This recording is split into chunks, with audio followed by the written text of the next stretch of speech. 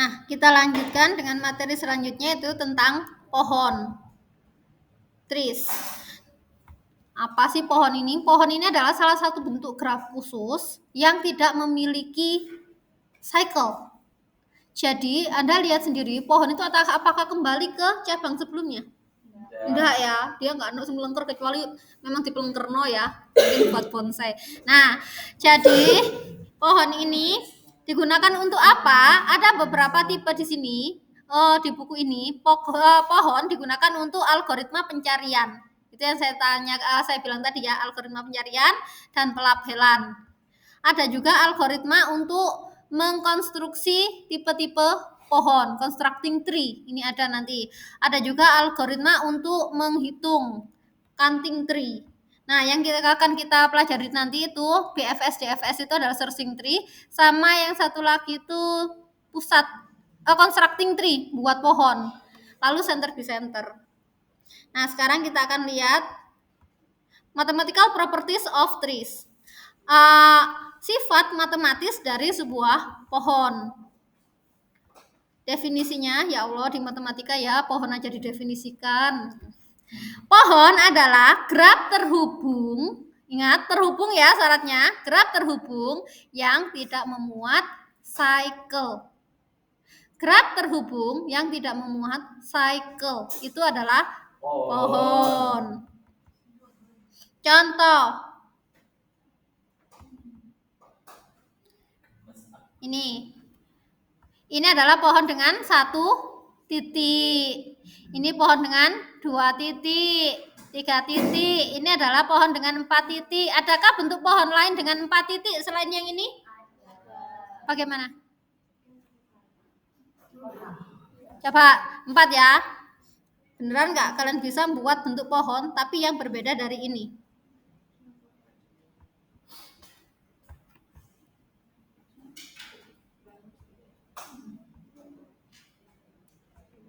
Berapa tadi? 4 ya? 1, 2, 3, 4. Bagaimana menghubungkannya? Pohon itu terhubung. Kalau nggak boleh. Bisa nggak membuat pohon yang berbeda dari 2 ini?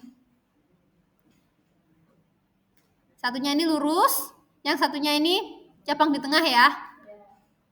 Berpusat di tengah. Nah, bisa nggak membuat pohon yang berbeda dari 2 graf itu dengan 4 titik? Ayo, gimana hubungannya? Hubungannya berapa? Berapa ke berapa? 1, 3, 24. 1, 3. Lalu? 24. Lalu? Harus terhubung loh ya. Ini kan belum terhubung. 1, 4, 2, 3, Bu. Nggak jadi ini? Oh, nggak jadi. 1, 4. 4, 2. 2, 3. Lurus ini. Oh iya, sama. Sama dengan yang lurus kan ya? Ini sama saja dengan yang lurus ini tadi. Berarti nggak bisa. Ada lagi nggak cara lain menghubungkannya? Nggak boleh. Boleh. Mau gimana? Berapa? Terus. Terserah. Mau berapa? Bentuk panah gimana? 1, 4. 3, 4. Lalu? 4, 2. Sama enggak dengan ini? Sama ya? Cuma geser. Bisa kayak yang lain enggak? Nggak bisa, Bu. Nggak bisa. Jadi ini adalah untuk 4 titik, pohon itu cuma punya 2 jenis ini. Ya. Untuk 5 titik ada berapa? 1, 2, 3. Bentuk lain dia akan tetap isomorfis kayak kemarin itu ya. Jadi kalau untuk pohon 6 titik bagaimana? 1, 2, 3, 4, 5, 6. Semisal saya minta buatkan pohon 7 titik tanpa label ya ini ya, tanpa label. Buatkan pohon 7 titik tanpa label yang yang berbeda satu sama lain. Bisa nggak? Ada berapa? Kira-kira? Ya ini tanpa label, nggak ada ABC-nya. Ini adalah graf tak berlabel ya. Kalau kita tadi kan ada angka-angkanya itu berlabel. Ada berapa yang Anda temukan? 7 titik. Ini kita tinggalkan untuk kuis. Kita lanjut ya. Jadi nanti ingat ya, tugas pertama adalah temukan pohon. Ayo temukan pohon 7 titik. Dengan 7 titik.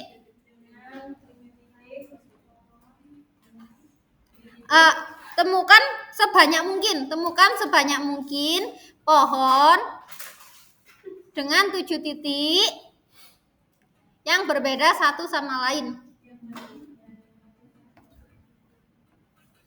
Tanpa label lo ya, kayak ini ya. Tanpa label. Ya ini tak berlabel itu. Tanpa ABC. Nah, jadi kayak gini ya. Pertama, kalau ini misal ditekuk ke atas, ya itu sama karena dia tanpa label. Ada berapa kalian nanti bakal ketemunya, maksimal berapa? Siapa yang paling banyak nemu? 7. Ya enggak tahu, siapa tahu. Memang 7. Berapa bentuk? Ini aja 6 ini ya. 1, 2, 3, 4, 5, 6. Kebetulan dia 6. Kalau 5 ini cuma ada 3. 5, 3, 4, 2. N4 cuma 2. Kalau N7 berapa? Nah, itu nanti dihitung lagi. Sekarang kita lanjutkan dulu. Misal Ada 9. Oh, 9 kurung-kurung. Boleh, nanti aja ya. Misal ada sebuah pohon, ini berapa titik? Banyak. 6. Ngitungnya gak gelem luar lagi. Ada pohon dengan 6 titik seperti ini.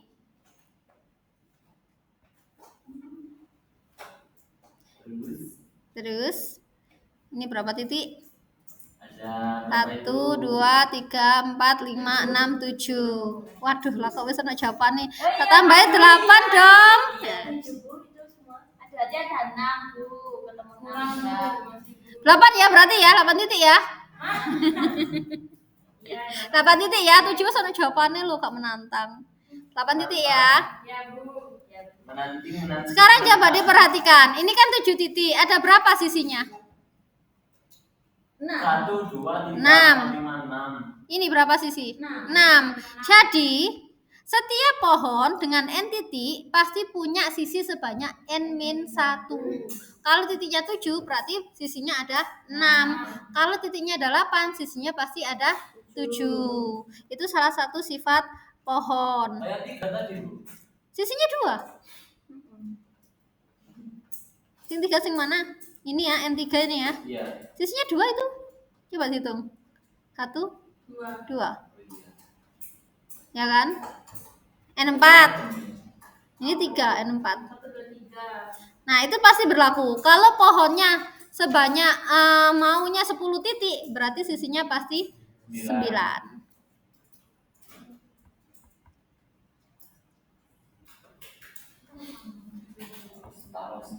Nah, akhirnya ada beberapa pertama ya, dia yang tadi itu kalau ada sebanyak n titiknya, maka sisinya n-1. Lalu dia nggak punya cycle. Akhirnya semua itu dihimpun dalam teorema 9.1. Misal T itu adalah graf dengan n titik. Misal T itu graf dengan n titik, maka pernyataan-pernyataan berikut ekivalen. Ingat ya, ekivalen berarti dia setara. Kalau T-nya terhubung dan T tidak memuat cycle, maka T akan ekivalen dengan T terhubung dan T memiliki n-1 sisi. Intinya semua ini adalah tentang pohon. Ini adalah semua sifat pohon.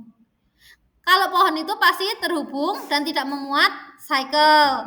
Kalau dia pohon, dia pasti terhubung dan memiliki n-1 sisi. Kalau dia pohon, dia pasti memiliki n-1 sisi dan tidak memuat cycle. Kalau dia pohon, maka dia terhubung dan setiap sisinya adalah jembatan. Masih ingat ya kemarin jembatan ya yang menghapus-hapus itu ya. Sebarang 2 titik, kalau dia pohon, sebarang 2 titik pasti terhubung tepat dengan satu lintasan. Masih ingat yang keterhubungan kemarin, lintasan disjoin? Nah, kalau pohon dia pasti nggak ada lintasan disjoin. Pasti tepat satu lintasan. Kalau T-nya itu pohon, maka dia tidak muat cycle.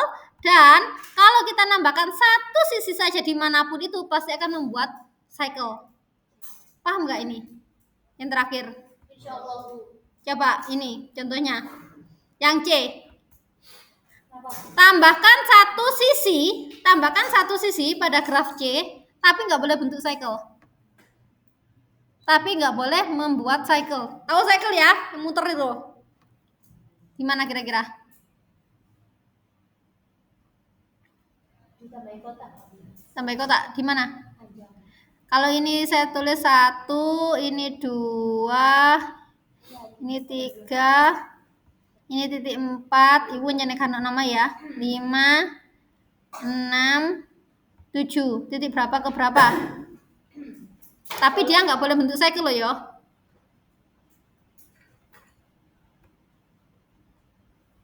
1, 2, 2,4 belum. 24 boleh? Ada cycle nggak? Enggak. Ada. Tahu cycle itu apa? Sirkuit ya, muter balik ya. Bentuk cycle nggak itu? Belum. Iya, nggak boleh bentuk cycle. Kemana? 3 dan 6, Bu. 3 dan 6. Bentuk cycle. Jangan gitu, diluruskan langsung. Diluruskan ya podo ae sih. Lah gini kan. Bentuk cycle. Gimana?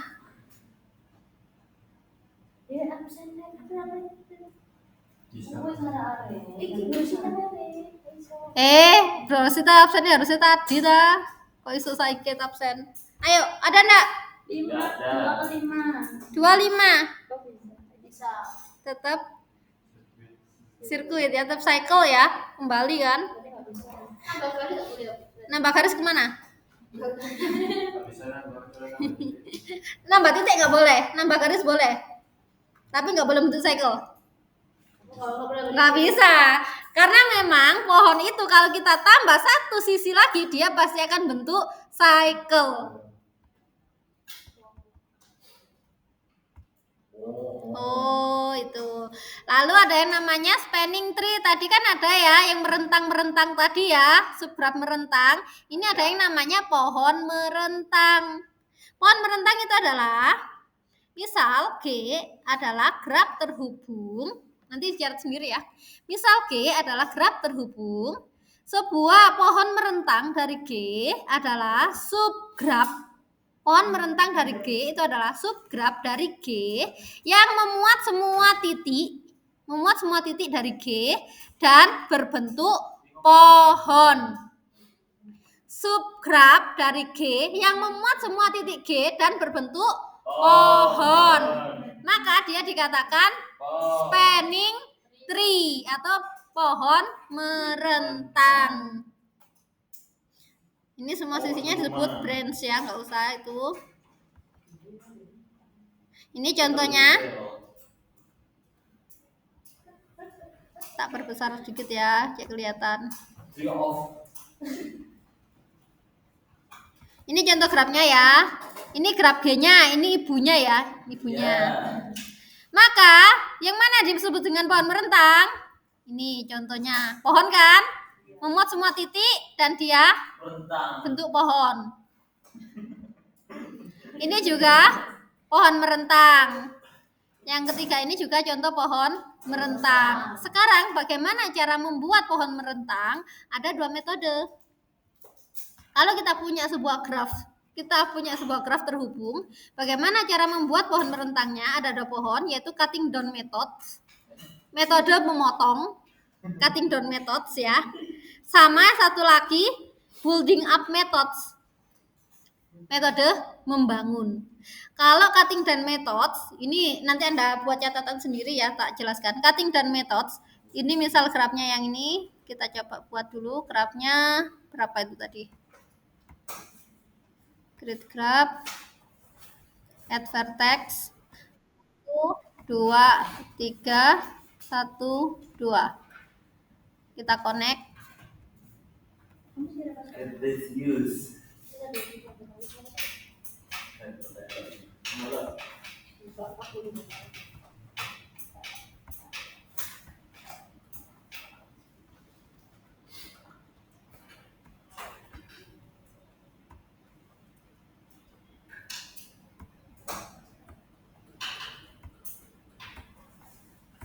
Nah, yang pertama metode cutting down. Bagaimana cara metode cutting down? Kita remove ya. Cutting down itu berarti kita mulai dari graf utuh. Graf utuhnya dulu, kita kan mau membuat pohon merentang dari suatu graf ya. Cutting down berarti kita harus hapus salah satu sisi yang membentuk cycle. Sisi apa? 14 boleh. Berapa lagi? 45. Berapa lagi? 53. Masih ada cycle? Tidak. Maka kita berhenti. Ini kita menghasilkan graf merentang. Graf pohon merentang. Iya benar, pohon merentang. Apakah bentuknya hanya ini? Tidak. Boleh nggak cutting down yang lain? Boleh. Boleh. 25. Saya hapus dulu. 42 saya hapus dulu. 12. Udah nggak ada cycle, dia jadi pohon merentang. Jadi nanti kalau Anda saya kasih graf, Anda saya minta gunakan metode cutting down untuk membuat bentuk pohon merentang dari graf terhubung, maka kalau hasilnya kembar, itu berarti contohan. Ini adalah metode cutting down. Sekarang kita ke metode building up. Building up ini misal grafnya ya. Kita hapus semua sisinya dulu. Building up, kita berarti kalau building up kita mulai dengan menggambar semua titiknya tanpa sisi. Semua titik tanpa sisi. Lalu berikutnya pilih titik yang terhubung. Bentar, nggak kelihatan ya kalau ini emang. Nggak apa-apa ya, namanya beda ya, tapi tempatnya tak samakan posisinya. Nah, pertama kita buat titik-titiknya dulu ya. Lalu pilih yang titik-titik yang terhubung. Berapa dulu ini? Mau berapa ke berapa? 14, boleh. Ini ya 14 ya. Mana lagi? Mana lagi? Ini tadi sini ya. Mana lagi ya? Oh. Nah, ini tadi gini ya. Mana lagi? 1, 2, boleh. Mau 2, 3? Boleh. Ini 2, 3. Ini loh kita. Coba dengarkan ya, jangan perhatikan yang nomor 11 ini. Perhatikan nomor yang ini ya, karena kan ini emang ada nomorannya. 25. Mau berapa lagi? 53. Apakah terjadi cycle? Ya. Sisi mana lagi yang belum ditambahkan? 45. Apakah terjadi cycle? Ya, maka nggak boleh ditambahkan. Sisi mana lagi? 42. 3 ke 6. Maka dia terjadi cycle. 3 ke 6. 36 ya nggak ada 36. Berapa itu, Bu? Nggak ada lah 36.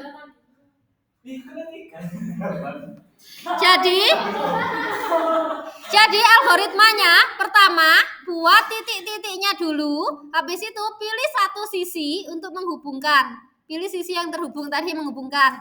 Pilih sisi lain. Apakah terjadi cycle? Kalau terjadi cycle maka sisi tidak boleh dipilih. Pilih sisinya lagi, lalu dilihat apakah terjadi cycle. Kalau dia tidak terjadi cycle, lanjut hingga habis semua sisi. Ya, hingga habis semua sisi. Kalau terjadi cycle maka sisinya nggak boleh dipakai. Hingga habis semua sisi. Maka akan menghasilkan pohon merentang dengan metode building up. Kalau yang pertama tadi menghapus-hapus itu namanya cutting down. Kalau cutting down grafnya dulu ditempel, habis itu dihapus, hapus hingga dia tidak memiliki cycle lagi. Kalau kita hapus satu lagi, dia akan menyebabkan tidak terhubung. Nah, gampang kan ya untuk yang ini? Insya Allah bisa nyatetnya ya. Berikutnya adalah center dan bicenter. Ini menemukan pusat dari sebuah pohon. Ini mau menemukan pusat sebuah pohon, center dan bicenter. Center itu kalau pusatnya berupa satu titik. Bicenter itu kalau pusatnya berupa sisi dengan dua titik. Satu sisi dua titik, itu namanya bicenter. Nah, pusat dari sebuah pohon, ini contohnya, ini pusatnya, ini pusatnya. Ya gampang karena pohonnya balance ya, pohonnya setimbang. Gimana kalau pohonnya nggak karuan kayak gini? Gimana pusatnya? Di situ, Bu. Di situ di mana? Di situ. Apa ini pusatnya? Bukan. Ini dua pohon yang berbeda ya. Apakah ini pusat?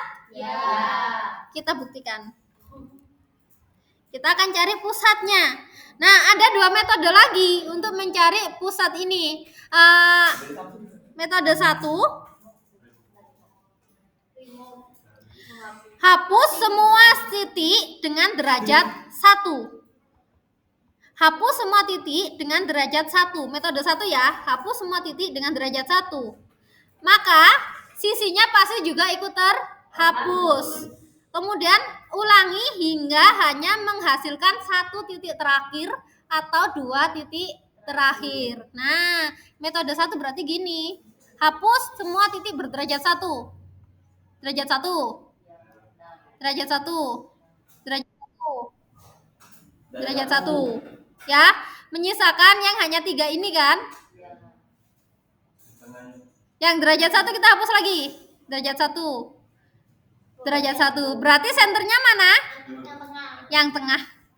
Tengah ini ya. Nah, itu senternya tuh kan, ternyata bukan di sini ya senternya ya. Ternyata senternya bukan ini, tapi malah di sini. Bagaimana dengan yang kedua? Coba hapus 1. Hapus lagi 1. Hapus yang berderajat 1, derajat 1. Langkah kedua, hapus dari graf yang tersisa, hapus yang berderajat 1, berderajat 1. 1. Menghasilkan 2 titik. Ini namanya bicenter. Kalau yang hanya 1 titik ini namanya center, kalau 2 titik ini namanya bicenter. Itu metode 1. Metode 2. Metode 2 ini agak lebih mumet ya, agak lebih bulat. Nah, ini contohnya ya, ada ya. Nyari center bicenter tadi ya. Jadi nanti kalau jawabnya kayak gini juga ya, ada step by stepnya, masa menghapus langsung. Nah, metode kedua, untuk setiap titik V dengan derajat 2 atau lebih, semua titik yang punya derajat 2 atau lebih, hitung banyaknya titik yang memancar darinya, dari V, dan misalkan NV itu adalah maksimum dari bilangan-bilangan ini. Jika titiknya memiliki N titik, jika pohonnya memiliki N titik, maka dapat dicari vertex V untuk setiap NV itu sama kurang dari sama dengan setengah N-1. Ini banyaknya titik N kan? Setengah N-1, maka dia adalah sentroid. Kalau misal titiknya ada 4, kalian bisa mencari titik dengan N berjumlah setengah kali 4 dikurangi 1, maka dia adalah sentroid. Tapi kalau ada 2 titik yang memiliki nilai sama, NV, NV sama dengan setengah N, maka dia dinamakan bisentroid. Makanya sulit yang kedua. Yang pertama gampang ya, hapus, selesai. Yang kedua ini dihitung. Jadi kayak gini contohnya. Bagaimana cara mencari N? Kita cari N-nya dulu. Ini titiknya ada berapa? 1, 2, 3, 4, 5, 6, 7, 8. Berarti N titiknya 8. N-nya 8 ya. Sekarang ini adalah titik V.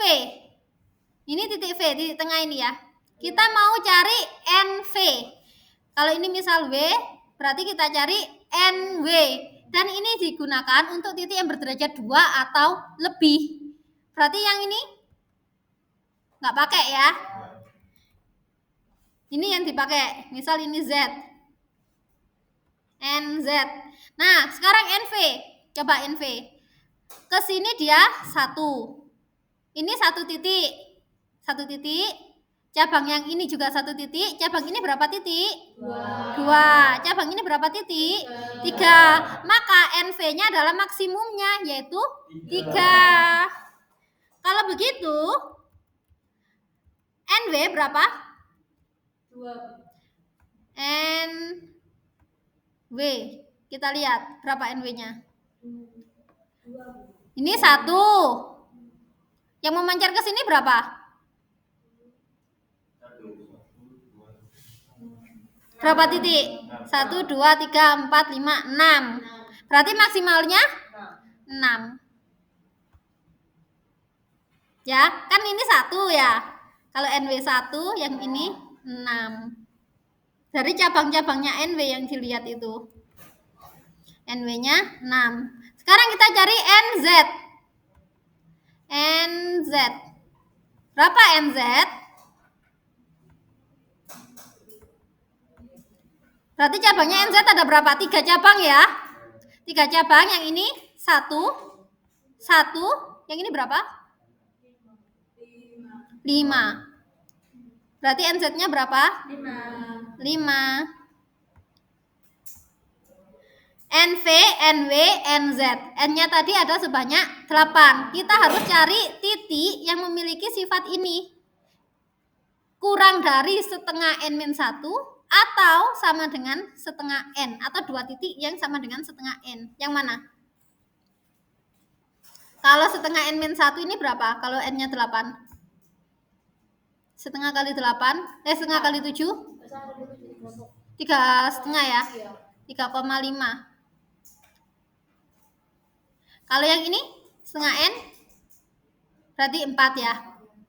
Adakah 2 titik yang memiliki N4? Apakah NV sama dengan 4? Tidak. NW-nya 4? Tidak. NZ-nya 4? Tidak. Maka dia pasti bukan bisentroid. Kemungkinan dia sentroid. Coba lihat sentroid, benar nggak? Adakah titik yang N-nya antara ini tadi ya, V, W, Z, adakah yang N-nya kurang dari atau sama dengan 3,5?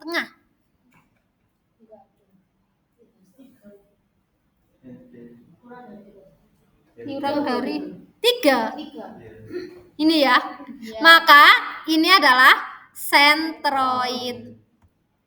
Aduh, nulisnya ya apa ya? Sentroid. Maka V ini adalah pusatnya dengan nama sentroid. Oh, jadi yang dihitung itu adalah titik-titik yang berderajat 2 atau lebih. Lalu dilihat yang memancar tadi, kayak Z tadi ya, dia kan punya 3 ya derajatnya ya, dia 3 cabang ya. Maka cabang pertama dia cuma punya 1 titik. Cabang kedua dia juga cuma 1 titik. Cabang ketiga dia terhubung dengan 5 titik. Maka NZ-nya 5. Lalu dites apakah dia sentroid atau bisentroid. Gampangnya kalau lihat sentroid itu ada 2 titik yang punya nilai sama. Ada 2 titik yang punya nilai sama. Ini kan nggak ada kan yang punya nilai sama, 3, 6, 5 kan dia. Jadi dia pasti sentroid. Ini contohnya yang graf tadi yang sudah dihitung center bisenter. Coba dilihat. Berarti yang dihitung apa? C, E, F, G. Ya kan? Lainnya nggak dihitung kan? Karena derajatnya cuma 1. NC berapa? 1. Ini 1. Ya, yang di D ini juga 1. Yang ini berapa? 4. Berarti NC-nya 4. Lalu cari lagi. NE. NE-nya cuma 2 cabang ya. Ini 3. Yang cabang ke sini 4. Berarti NE-nya 4. Lalu sekarang NF. NF berapa? 2 dan 5. Berarti NF-nya 5. NG 1 dan 6. Maka NG-nya 6. Sekarang adakah yang kembar? Ada.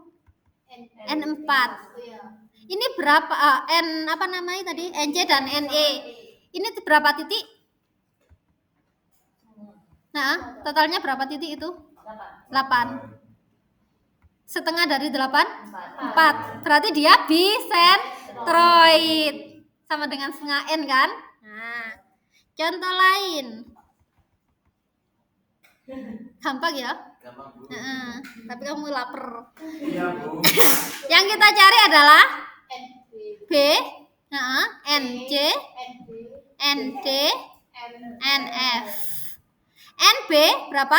1 dan 1, 2, 3, 4, 6. Maka NB-nya 6. NC 2 dan 5. Maka NC-nya 5. ND 1 dan 3. 1 dan 3. Maka ND-nya 3. NF 1, 1. Yang ini 5 ya. Ya, benar. Ini kan NF di G, di H, sama di sini. Ya, 5 kan? Maka NF-nya 5. Nah, sekarang apakah dia sentroid atau bisentroid? Adakah yang kembar? Mana yang kembar? 5, 5. Ini berapa titik? Dihitung. 8. Kalau kembar itu harusnya setengah N. Apakah 5 dan 5 ini setengah N? Enggak. Jadi dia pasti sentroid. Sentroidnya berarti setengah kali N-1. Berarti setengah kali 7. 3,5. Yang lebih dari 3,5. Lebih dari atau sama dengan 3,5. Kurang dari atau sama dengan. Mana sih tadi? Ini ya, kurang dari atau sama dengan ya. 3,5. Berapa? 3. Cuma ada 1 titik ya yang memenuhi. Hanya ND. Jadi disinilah dia sentroidnya.